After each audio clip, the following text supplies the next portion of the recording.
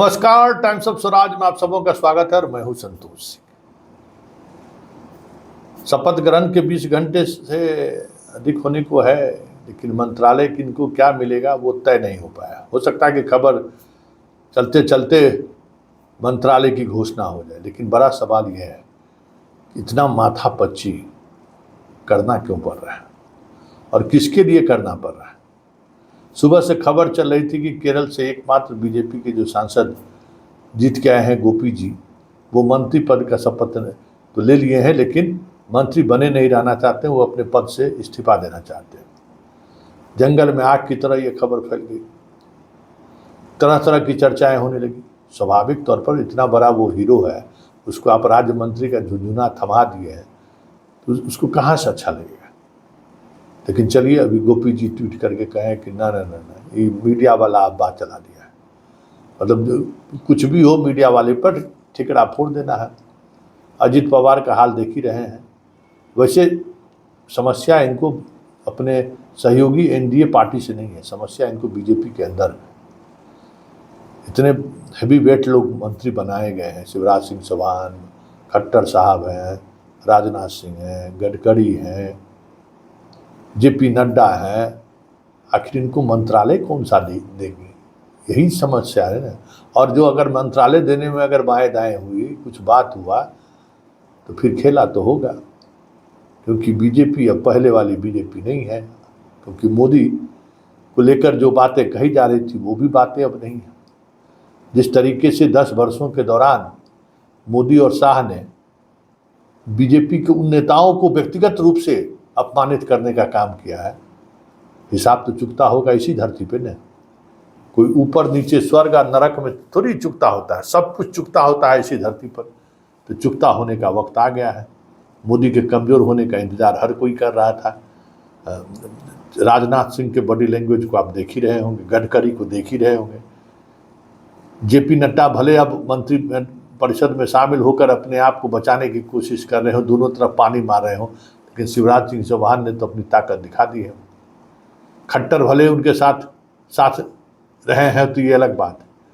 कई ऐसे चेहरे हैं जिन चेहरों को लेकर मोदी आमने सामने कैबिनेट में तो सहज कभी नहीं रहेंगे। ललन सिंह भी हैं, गडकरी भी हैं, राजनाथ सिंह भी हैं। तो ये सारे चेहरे ऐसे हैं जिन चेहरों को लेकर मोदी चाह कर भी 10 वर्ष तो नहीं हटा सके, 15वें वर्ष में तो और मजबूरी का सामने आ गए। अब तो मजबूती के साथ ये लोग कैबिनेट में बात कर रखेंगे और बात करेंगे भी, क्योंकि पर्दे के पीछे जो खेल चल रहा है और जिस तरीके से खेल चल रहा है, खेला तो होना तय है। क्योंकि इस बार भी मंत्रिमंडल गठन में तमाम स्टेट में उन्हीं को मंत्री बनाया गया है। अधिकांश ऐसे लोगों को मंत्री बनाया गया है जो शाह के दरबारी थे। तो ऐसे में दरबारी से परफॉर्मेंस की क्या आप उम्मीद कर सकते हैं। बिहार में देखिए ना, जिसको जिसको मंत्री बनाया गया है उससे आप क्या परफॉर्मेंस की उम्मीद कर सकते हैं। और न परफॉर्मेंस नहीं होगा तो मोदी जी को तो देख लिए हैं कि सभा करने के बावजूद भी पब्लिक अब माफ़ करने वाली नहीं है। पब्लिक को परफॉर्मेंस चाहिए। जो दोहरा दबाव है मोदी पर, एक तो पार्टी के अंदर जो कंट्राडिक्शन है उसको कैसे कंट्रोल में रखते हैं, और दूसरा जन भावनाओं पर कैसे वो खड़े उतरते हैं। क्योंकि अब राम रहीम और गोपी कृष्ण चलने वाला नहीं है, भारत पाकिस्तान भी नहीं चलने वाला है, हिंदू मुसलमान भी नहीं चलने वाला है। जनता ने इनको बता दिया है कि काम करिए, और काम करने का ये आखिरी मौका इनको मिला है, ये भी साफ दिख रहा है। और ये भी दिख रहा है कि अब पहले की तरह सड़कें सूनी नहीं रहेंगी, आपकी मनमानी नहीं चलेगी। आपकी मनमानी जो अभी तक चलती रही है, उस मनमानी के बारे में आप सोच भी नहीं सकते हैं। इस तरीके से जनता ने जनमत भी दे दिया है, विपक्ष को भी इतनी ताकत दे दिया है कि आपको हैसियत में रखे, और आपको भी इतना कमज़ोर कर दिया है कि आप हैसियत में रहिए। मतलब दोनों तरफ से जनता ने बैलेंस बना रखा है।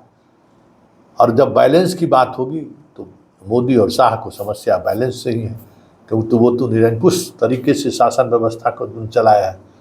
तो संकट है। देखिए कितनी देर में मंत्रालय की घोषणा होती है, और मंत्रालय की घोषणा के बाद देखिए क्या खेला होता है। अभी तो 2 मंत्री शपथ लेने के बाद भी कसमकस की स्थिति में है। गोपी क्या करेंगे देखने वाली बात होगी। हो सकता है कि अब उनको एक ऐसा मंत्रालय का मंत्री बनाया जाए जहां वो इंडिपेंडेंटली कुछ चीज़ें देख लें, उनको समझाया गया होगा कि अच्छा चलिए हम बीजेपी के मंत्री में ही आपको राज्य मंत्री बना देते हैं, बीजेपी के मंत्री आपके सम्मान की रक्षा करेंगे, आपको सम्मानित भी करेंगे। तो ये सारी चीज़ें हैं। और अभी क्या हुआ, अभी तो खेला होना बाकी है, देखते चलिए।